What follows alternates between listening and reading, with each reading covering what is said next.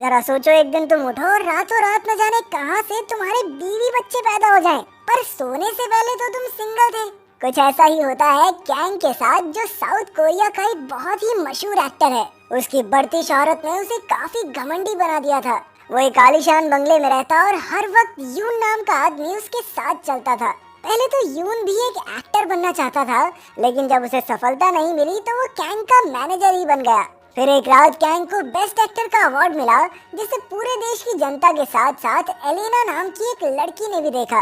जब कैंग काफी गरीब था तो एलेना उसकी गर्लफ्रेंड हुआ करती थी, लेकिन अब वो कई साल बाद सोल में अपनी पेंटिंग्स की एग्जीबिशन लगाने आई थी। ये 24 दिसंबर की रात थी और यून अपने घर जाना चाहता था, लेकिन कैंग उसे अपने साथ एक बार में ले गया, जहाँ वो मशहूर होने से पहले जाया करता था। फिर वो दोनों पुराने दिन याद करने लगे, जब कैंग और यून दोनों ने एक फिल्म के लिए ऑडिशन दिया था, लेकिन आखिरकार कैंग की किस्मत चमकी और उससे रोल मिल गया। फिर यून ने कहा कि अगर उस दिन कैंग को रोल ना मिला होता तो आज एलेना के साथ उसका एक सुंदर सा परिवार होता।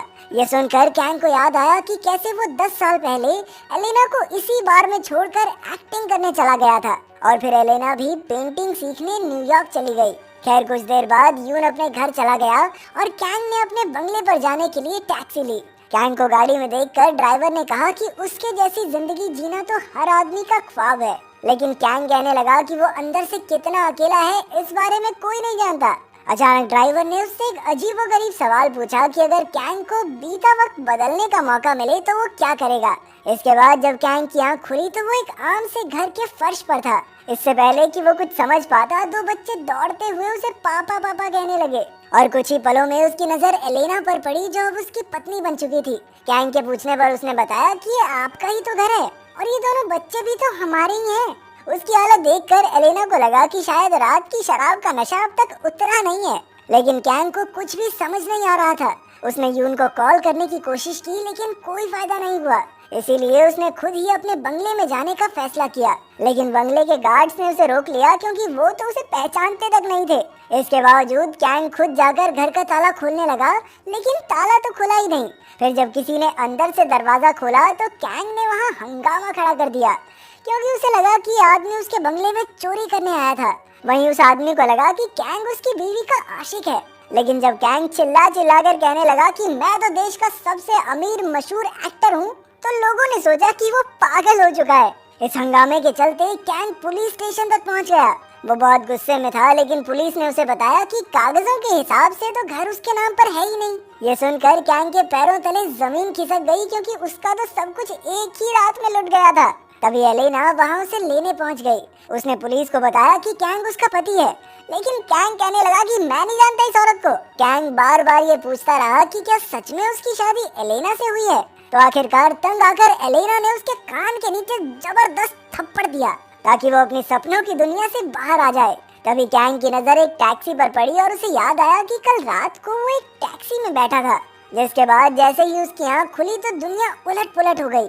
खैर, घर लौटकर एलेना ने उसे बताया कि अब तक उन्होंने घर का किराया नहीं भरा है, इसलिए कैंग को शराब पीना छोड़कर अब काम पर लग जाना चाहिए। उधर कैंग वापस अपनी असल जिंदगी में लौटना चाहता था, इसलिए वो अपने बच्चों के साथ उस टैक्सी ड्राइवर को ढूंढने निकल पड़ा, लेकिन काफी मत्थापच्ची करने के बाद भी उसे उस टैक्सी का पता नहीं चल पाया। अब उसने अपने बच्चों से अपनी जिंदगी के बारे में पूछा तो रूही ने कहा कि कैंग एक एक्टर तो है, लेकिन वो मशहूर नहीं है। फिर रूही ने कैंग को उसकी एक फिल्म भी दिखाई, जिसे देखकर वो काफी खुश हुआ। फिर रात को एलेना ने उससे बैठकर बात की तो कैंग ने बताया कि वो एक अजीब सी टैक्सी में बैठकर इस दुनिया में पहुंचा है। असल जिंदगी में उसकी एलेना से शादी नहीं हुई थी। उसकी बातें सुनकर एलेना को लगा कि वो सच में पागल हो गया है।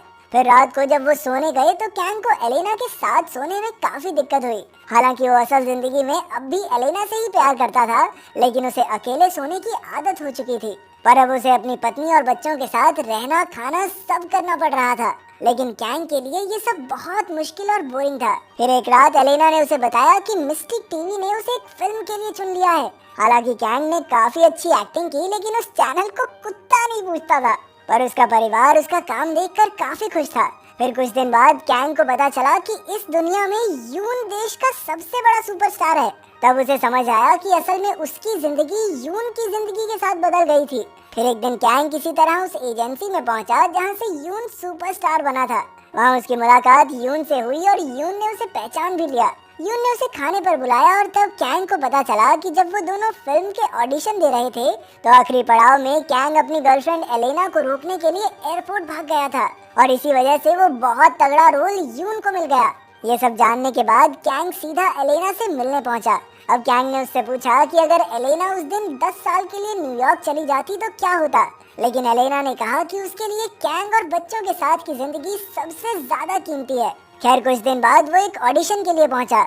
उसने एक्टिंग भी बहुत अच्छी की, लेकिन वो लोग जानते थे कि कैंग यून का दोस्त है, इसलिए उन्होंने कैंग से कहा कि वो यून को इस फिल्म को करने के लिए मनाए।